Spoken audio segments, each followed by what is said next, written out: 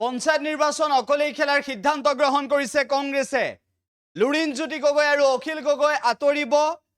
ইয়াৰ পৰিৱৰ্তে একলা চলো নীতিৰে আগবাঢ়িব কংগ্ৰেছ, এনেধৰণৰ ইংগিত দিছে গৌৰৱ গগৈয়ে।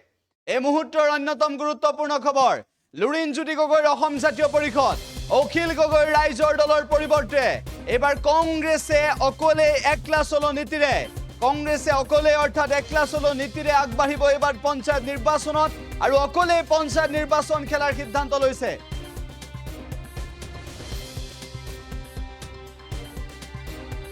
পঞ্চায়ত নিৰ্বাচনলৈ আমি ইতিমধ্যে অকলে অনুভৱ কৰিছোঁ।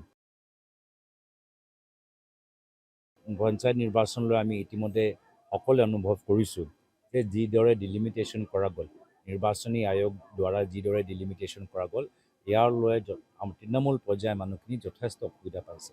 আৰু এতিয়া বিশেষকৈ পঞ্চায়ত সময়ত আমি দেখা পাইছোঁ যে এখন গাঁৱৰ মানুহবোৰ যদি কিবা কাম বিচাৰিব লাগে, তাৰ পৰা 50 কিলোমিটাৰ দূৰত এনেকুৱা ঠাইত লৈ যাব লাগিব। এনেকুৱা কিছুমান পুনৰ নিৰ্ধাৰণ হৈছে। এই ডিলিমিটেশ্যনৰ ক্ষেত্ৰত যে নিৰ্বাচন আয়োগ কোনো যে কৰিব নোৱাৰিলে, নিমাত হৈ থাকিলে, ইমান যে মানুহৰ লগত অন্যায় হ'ল, অত্যাচাৰ হ'ল, প্ৰশাসনৰ ফালৰ পৰা একো যে আমি মানুহসকলক সহায় কৰিব পৰা নাই, তাৰ বিপৰীত মানুহক আমি কষ্টই দিছোঁ।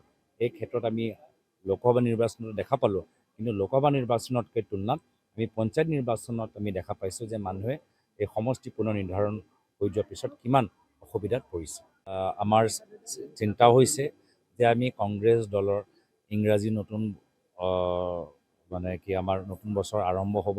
লগতে আমাৰ আমাক ইতিমধ্যে আমাৰ অলপ দিন আগতে আমাৰ কংগ্ৰেছ দলৰ সভাপতি মল্লিকাৰ্জুন খাৰ্গে ডাঙৰীয়াই কৈছে যে অহা বছৰ 2025 চন আমাৰ সংগঠনক এটা নতুন ধাৰণা, এটা নতুন ৰূপ, এটা নতুন পৰিৱেশ দিয়া এটা পৰিকল্পনা আমি কৰিছোঁ, এটা দীৰ্ঘদিনৰ এটা পৰিকল্পনা আমি লৈছোঁ।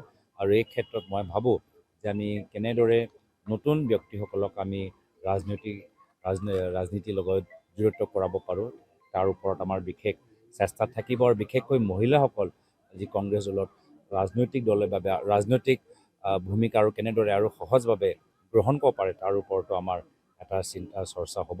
ইতিমধ্যে বিভিন্ন কলেজৰ ছাত্ৰীসকলৰ পৰা বিভিন্ন আমাৰ সাহিত্যিকসকলৰ লগত আমি আলোচনা কৰি আছোঁ। আৰু পৰৱৰ্তী সময়ত আমি নিশ্চয় আমাৰ আশা থাকিব যে নতুন মানুহ ৰাজনীতিত যোগদান কৰক, কংগ্ৰেছ দলত যোগদান কৰক, আৰু বিশেষকৈ নতুন মহিলাসকল ওলাই আহি ৰাজনীতিৰ ভিতৰত ভৰি দিয়ক, তাৰ বাবে আমাৰ চেষ্টা থাকিব। চাওক, আমি দেখিছোঁ যে বৰ্তমানৰ অসমত বহুত আমাৰ সমস্যা আছে। আমাৰ নিবনুৱা সমস্যা, আমাৰ মূল্যবৃদ্ধি সমস্যা, বিভিন্ন জনগোষ্ঠী জনজাতি তেওঁলোকৰ আশা আকাংক্ষা এতিয়াও অধুৰা আছে। আমি আমাৰ অসমৰ বিভিন্ন জনগোষ্ঠী জনজাতিক আমি কেনেদৰে আগুৱাই লৈ যাব পাৰোঁ, তেওঁলোকে নিজৰ অধিকাৰ যে লাভ কৰে, তাৰ বাবে আমি পৰিকল্পনা সৃষ্টি কৰিম আৰু পৰৱৰ্তী সময়ত আপোনালোকক জনাম। নিৰ্বাচনৰ ৩-৪ মাহৰ আগতে কিছু আৰ্থিক আঁচনি বা আৰ্থিকভাৱে মহিলাসকলৰ একাউণ্টত কিছু সহায় কৰাৰ পিছত ভাবে যে তেওঁলোকৰ মহিলাসকলৰ প্ৰতি দায়বদ্ধতা শেষ, আৰু সেইটো যে আমাৰ ভৱিষ্যৰ কাৰণে এটা ভাল কথা নহয়, তাৰ ক্ষেত্ৰত আমি সকলোৱে চিন্তা কৰিবলগীয়া আছে।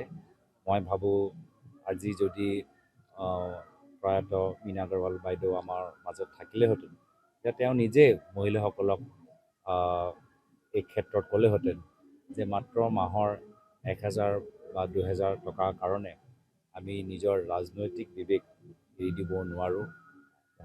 অসমৰ নাৰী সমাজ, মহিলা সমাজ ৰাজনৈতিকভাৱে আৰু সক্ৰিয় হ'ব লাগিব। নিজৰ মূল্যৱান ভোটটো মাত্ৰ কিছু টকাৰ কাৰণে আমি ব্যৱহাৰ কৰিলে নহ'ব। মূল্যৱান ভোট দিয়াৰ আগত বহুতখিনি কথা চিন্তা কৰিবলগীয়া আছে, বিশেষকৈ শিক্ষা ক্ষেত্ৰত, স্বাস্থ্য ক্ষেত্ৰত, আৰ্থিক ক্ষেত্ৰত, সামাজিক ক্ষেত্ৰত। আমি জানো যে আজি আমাৰ অসমৰ মহিলা প্ৰত্যেক ক্ষেত্ৰত আগবাঢ়ি গৈছে। এটা দোকান চলাব পাৰে, ব্যৱসায় কৰিব পাৰে, লগতে নিজৰ ঘৰখনো চম্ভালিব ৰাখিছে। যি সময়ত আমাৰ অসমৰ মহিলাসকল প্ৰত্যেক ক্ষেত্ৰত আগভাগ লৈছে, ৰাজনৈতিক ক্ষেত্ৰতো আৰু অলপ সক্ৰিয় হোৱাটো উচিত। যিকোনো খবৰৰ বাবে যোগাযোগ কৰক 7099017330 লগতে 7099017110 নম্বৰত।